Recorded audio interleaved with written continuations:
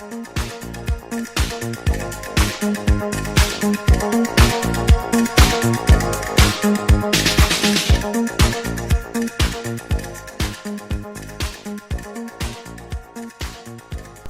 for watching the video. This is Pascal for EMP Reviews. This is a review for Ant-Man and the Wasp: Quantumania.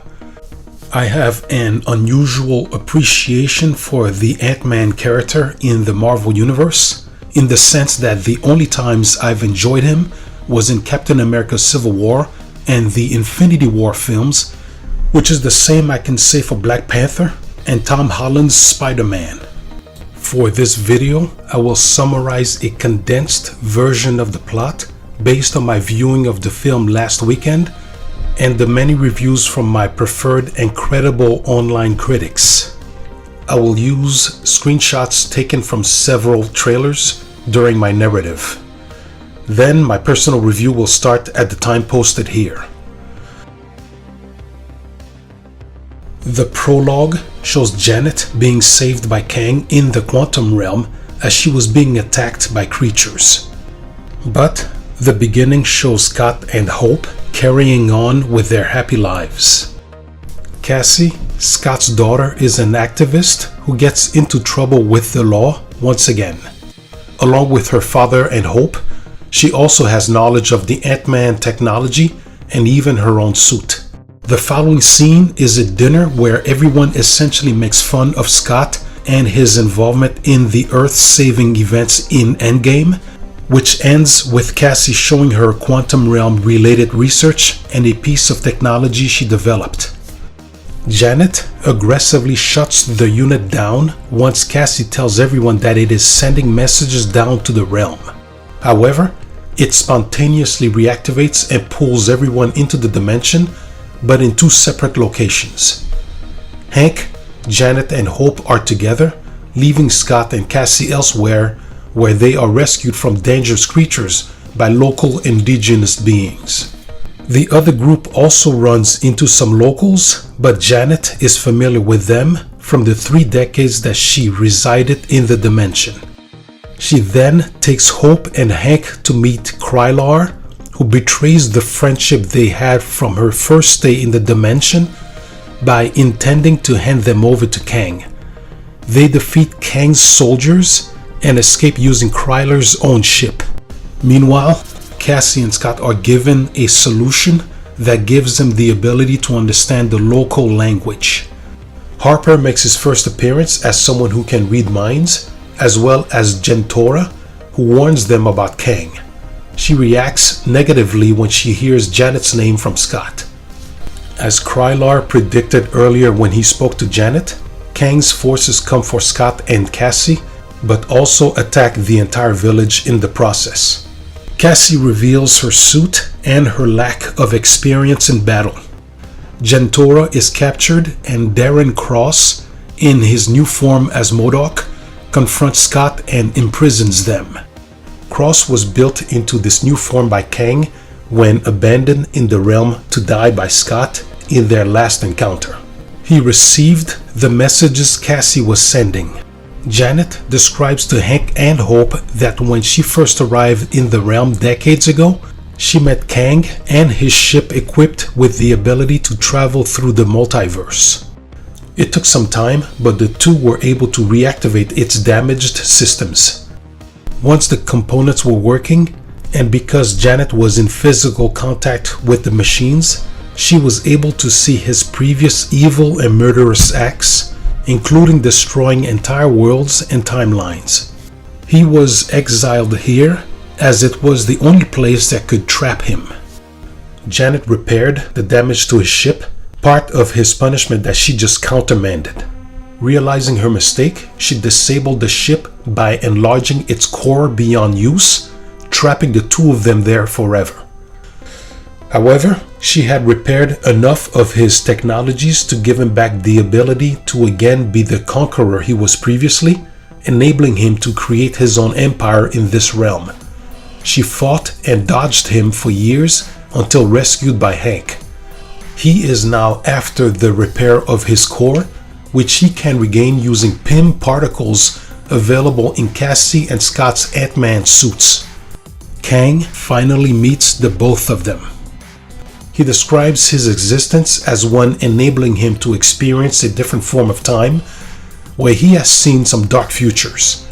He claims that everything they know will end, that is, as a result of countless versions of himself, unless they help him leave the realm.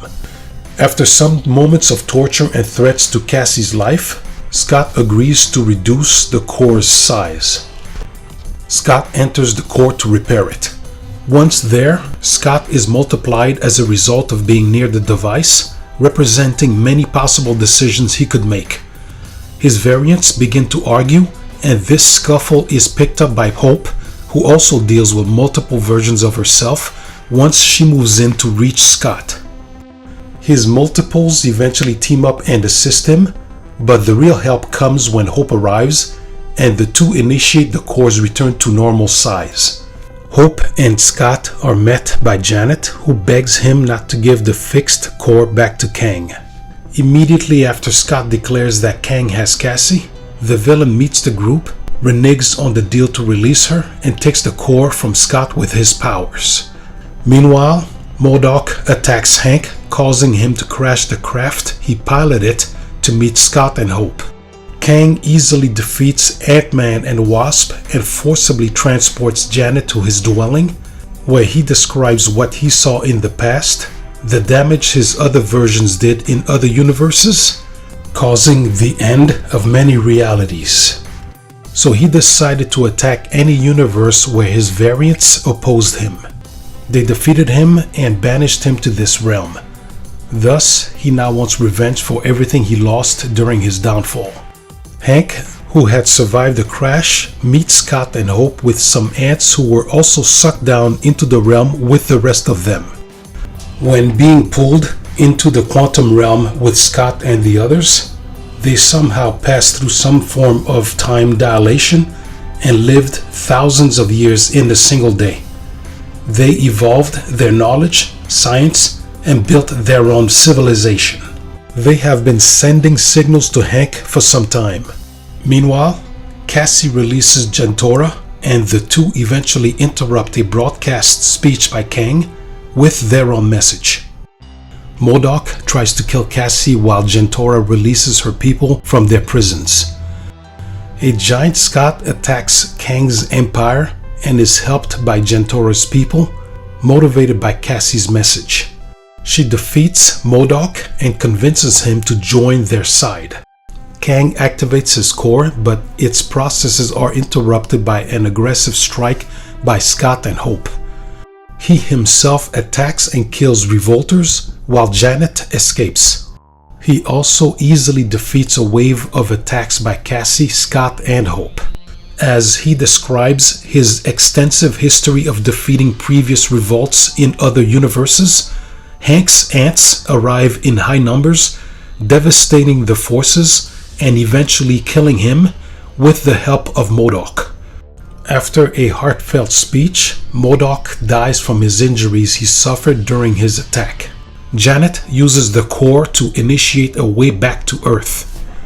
All enter this portal, but Scott is stopped by an apparently still living Kang. He is then himself stopped from entering the doorway by Scott and then Hope, who returns to the realm. While physically battling Kang, the two throw him against the core affected by Scott moments earlier with PIM particles, resulting in an explosion that kills him and closes the doorway. Cassie reignites the portal, bringing the two home. The first post-credit scene shows Rama Tut, Kang's original alias, asking if he is dead. Another variant, Scarlet Centurion, answers positively.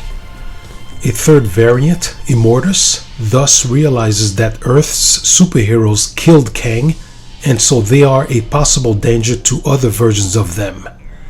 The thousands of other Kangs cheer as they will now assemble to fight Earth's super beings.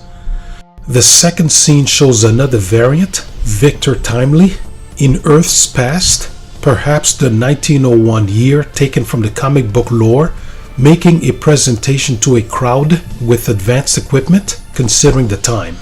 We see Loki and Mobius apparently having finally found him after a seemingly difficult search. This is obviously a connection to the TV series. Mobius is assured by Loki that he is a lot more dangerous than he seems.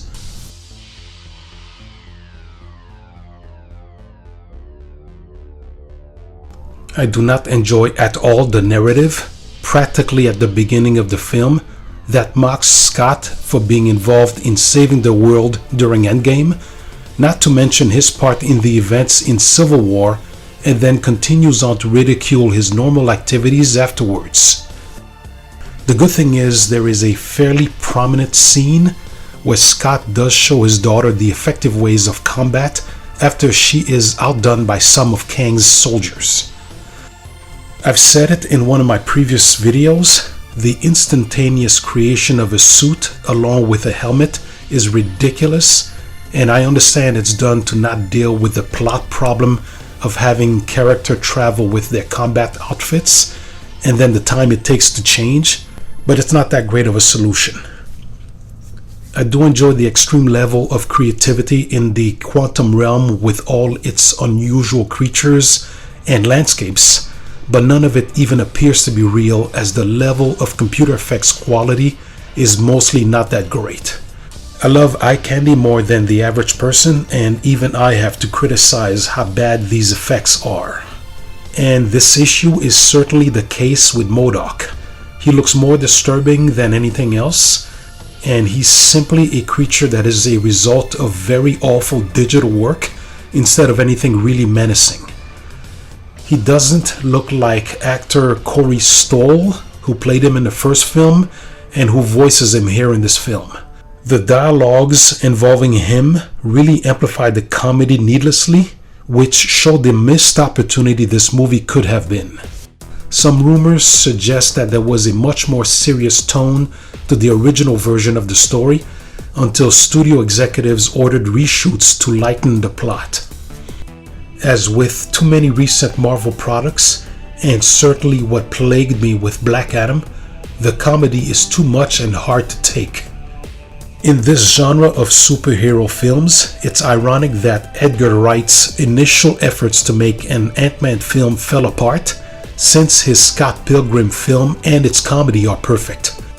The dialogue in this movie is plagued by too much needless talking, and at a fast pace when the situations warrant something a lot more serious.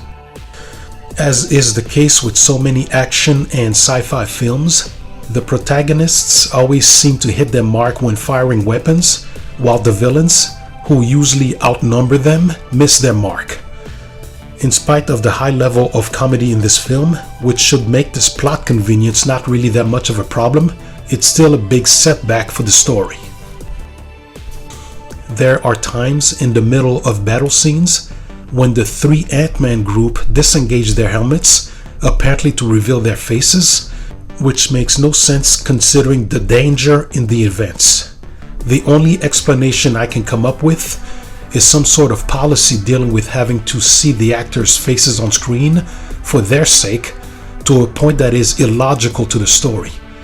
And this even applies to MODOK, who probably would not have looked so bad if they kept the metallic mask on his face for the whole movie instead of ever revealing his face. Jonathan Majors has a great delivery, and it really feels like his skills were wasted here. The trailers falsely advertised that Kang would offer Scott a return to Earth to be with his daughter the moment he was taken away by the blip. In the past events Janet describes, the choice is actually given to her, which is a viable plot point in the middle of this otherwise not very noteworthy movie. He even promises to not damage the Earth in respect for the help she gave him. And in the present, the scene where he tortures Scott is impressive, as are his elaborate threats towards Cassie. However, myself, I found the very core of Kang's motivations confusing, as they were described in the conversation he had with Janet. As far as I understood it, he was trying to stop his variants from destroying the multiverse. As he has the ability to see through time, he saw the damage they were about to do to the multiverse, that is eventually destroying it, so he tried to stop them, and they banished them for doing so. Everything I have found on the subject is related to the comic book lore, which is fine, but I have been trying to find what actually is happening in the lore of this film and the TV show, and I have not been successful. I also wish there was a thorough description of what Kang lost when he was banished to the quantum realm, as he shows a lot of anguish when he states this painful fact. So finally, as a first for me, my grade is exactly what I have captured here from Rotten Tomatoes when editing this video. I am completely split. The film has a lot of flaws, including some of the apparent political leanings that I'm probably better off not discussing, but also the mocking of Scott in several misguided occasions. But on the other hand, aside from the painful comedy, I had a decent time with the film and thoroughly enjoyed the conversation between Janet and Kang and the description of the events of their time together until she was finally rescued from the quantum realm. Thanks again for watching this video, and I will see you in the next one.